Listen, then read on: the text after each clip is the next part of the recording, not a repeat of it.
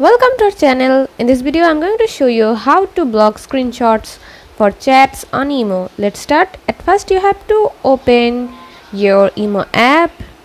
For that you have to be sure that your IMO app is right now updated.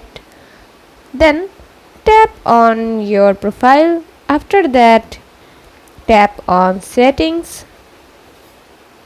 Now tap on privacy.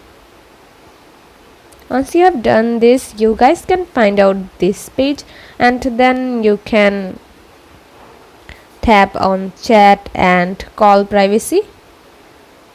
In here you guys can see block screenshot for chats, and there is a other option like you guys can block share, download or copy for chats, or block screenshot for calls. Now you just have to turn it off to block these activities. Now I'm going to block screenshot for my chats. Tap right here and then turn it on. In that way you guys can also block screenshot for chats on IMO app. See how easy it is. We put lots of effort every day through videos to make your life better. If it helps, please subscribe and like. Until next time, bye bye.